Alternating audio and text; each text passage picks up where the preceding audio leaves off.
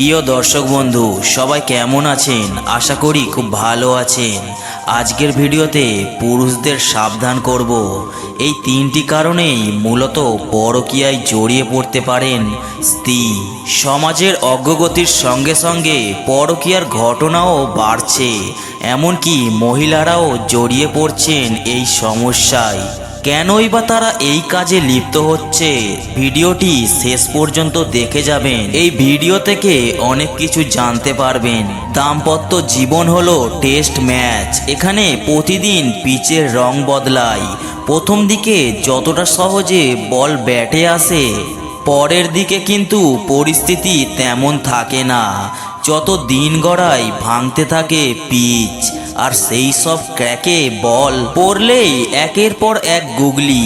এই সময় ব্যাটসম্যান ধৈর্যশীল না হলেই শটাং উইকেট খুইয়ে প্যাভিলনের পথে ফিরে যায়।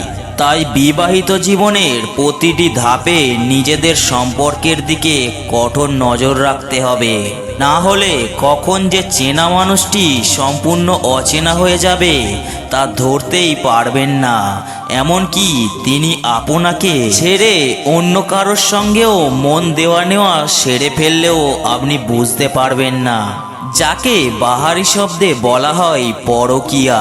মনে রাখবেন, স্ত্রী পরকীয়ায় জড়ালে স্বামীর জীবনে নেমে আসে ঘন কালো মেঘের ছায়া। এই দুর্যোগের দিনে চারিদিক কেমন অচেনা লাগে, জীবনের ওপর থেকে বিশ্বাস হারিয়ে যায়।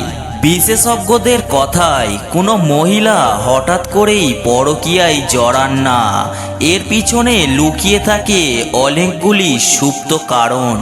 সেই কারণগুলিকে প্রথমে চিহ্নিত করে ফেলতে পারলেই বিপদের আগাম অনুমান করা সম্ভব। সেই মতো আগেভাগে সমস্যা সমাধানের চেষ্টাও করা যেতে পারে।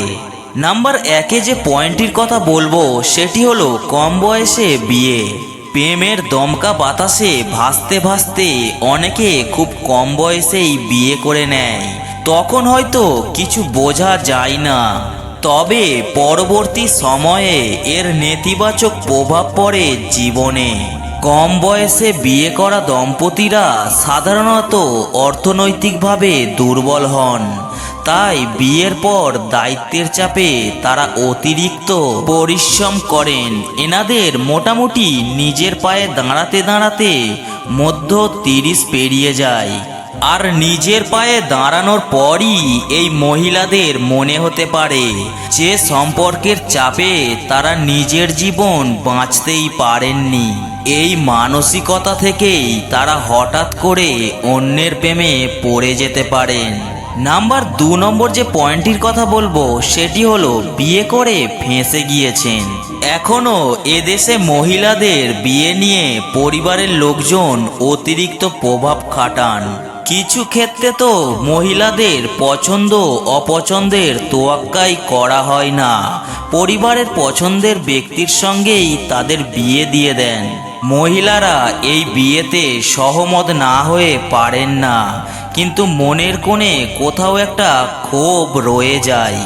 অপছন্দে পুরুষের সঙ্গে তারা সংসার করে সুখী হয় না, তাই বিয়ের পর অনেক ক্ষেত্রেই পরকীয়ায় জড়িয়ে পড়েন তারা। 3 যে পয়েন্টটি বলবো সেটি হলো সংসারের চাপ। এদেশে এখনো কিছু বস্তা পচা ধারণা পালিত হয়।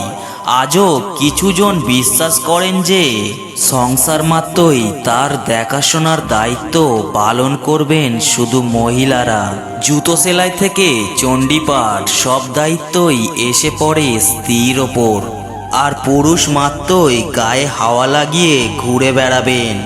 সংসারের এই একঘেয়েমি একটা সময় মহিলাদের সহ্যের সীমা পার করে দেয়। তখন তারা এমন কারোর সঙ্গে সম্পর্কে জড়িয়ে পড়েন যারা তাকে সম্মান দেয়। এই ফাটল থেকেই শুকিয়ে যাওয়া প্রেমের গাছের জায়গায় ধীরে ধীরে মাথা তোলে পরকীয়ার চারা। তাই সংসার বাঁচাতে চাইলে স্বামীদের এমন ভুল এড়িয়ে চলাই উচিত। সংসারের দায়িত্ব নিজেদের কাঁধেও তুলে নিন। স্ত্রীকে সম্মান ও ভালোবাসা দিন, দেখবেন সুখেই কেটে যাবে বাকিটা জীবন। এই চ্যানেলে যদি নতুন এসে থাকেন তাহলে চ্যানেলটিকে সাবস্ক্রাইব করে পাশে থাকবেন ও শেয়ার, কমেন্ট ও লাইক করতে ভুলবেন না। সবাই ভালো থাকবেন। আজকের ভিডিওটা এই পর্যন্তই।